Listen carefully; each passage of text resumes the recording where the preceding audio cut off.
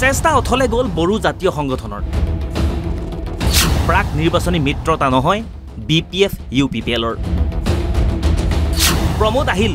নাহিল হাগ্ৰামা কি হ'ব এপছুৰ পৰৱৰ্তী কাৰ্যপন্থা বড়োভূমিত বিজেপিৰ আগ্ৰাসন ৰোধ কৰিবলৈ বিশেষ পদক্ষেপ গ্ৰহণ কৰিছিল নিখিল বড়ো ছাত্ৰ সন্থাকে ধৰি 16টাকৈ বড়ো জাতীয় সংগঠনে বড়োভূমিৰ দুই ৰাজনৈতিক শক্তি BPF আৰু UPPLক একত্ৰিত কৰা বিজেপিৰ আগ্ৰাসনৰ পৰা BTCক ৰক্ষা কৰা আপাত দৃষ্টিত দুটা আঞ্চলিক ৰাজনৈতিক শক্তিয়ে বড়ো জাতীয় সংগঠনৰ প্ৰস্তাৱত ঠিকই সঁহাৰি দিছিল কিন্তু সময়ত এপছুৰ প্ৰচেষ্টাত পানী পৰিল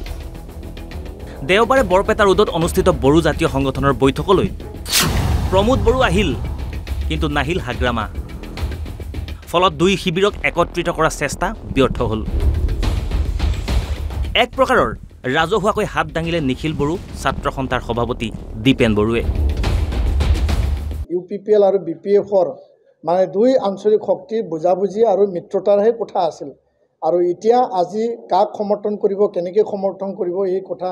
এতিয়া মানে প্ৰশ্নত নাহে প্ৰথম কথাটো এইটো আছিল আৰু আজি আমি ৰাইজৰ ওচৰত এৰি দিলোঁ যে এই কথাটো ইয়াতে সামূহিকভাৱে স্থগিত হ'ল কিয় নহ'ল ৰাইজে বিবেচনা কৰক আৰু দুই দলৰ শীৰ্ষ নেতৃত্বৰ কোৰ্টত বলটো গ'ল যে তেওঁলোকে কিয় আলোচনাত নাহিল এটা দলে আহিল এটা দলে নাহিল সেইটো ৰাইজৰ মাজত জনসাধাৰণৰ মাজত ভোটাৰ ৰাইজক আমি এৰি দিছোঁ প্ৰাক নিৰ্বাচনী মিত্ৰতা নহয় কিন্তু BTCক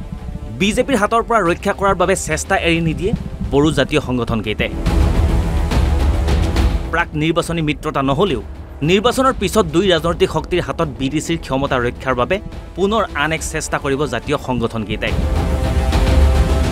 বৈঠকৰ অন্তত এই কথা ঘোষণা কৰে এপছুৰ সভাপতি দীপেন বড়োৱে ভোটিং হোৱাৰ পিছত ছেপ্টেম্বৰ মাহত ভোটদানৰ পিছত ৰিজাল্ট যেতিয়া আহিব চৰকাৰ বনাবৰ কাৰণে যেতিয়া পৰিৱেশ পৰিস্থিতি আহিব যদি এই দলসমূহে যদি বিচাৰে যে জাতীয় দল সংগঠনবিলাকে দায়িত্ব ল'ব লাগে তেতিয়া আমি বিবেচনা কৰিম এইটো পৰিস্থিতিৰ ওপৰত নিৰ্ভৰ কৰিব মুঠতে যুঁজ হ'ব প্ৰাক নিৰ্বাচনী যুঁজ হ'ব BPF UPPLৰ মাজত কিন্তু ইতিমধ্যে BTCক কিং মেকাৰ হ'ব বুলি ঘোষণা কৰিছে ভাৰতীয় জনতা পাৰ্টীয়ে পিছে পাৰিবনে বড়ো জাতীয় সংগঠনে বিজেপিৰ অশ্বমেধৰ ঘোঁৰাক বাধা দিব পাৰিবনে দুই বড়ো শক্তিক একত্ৰিত কৰিব সকলো স্পষ্ট হ'ব নিৰ্বাচনৰ পাছতহে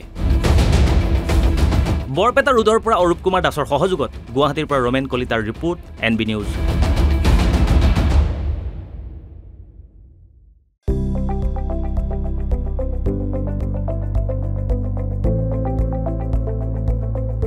NB নিউজ সহজ সৰল ভাষাত নৱভাৰতৰ কথা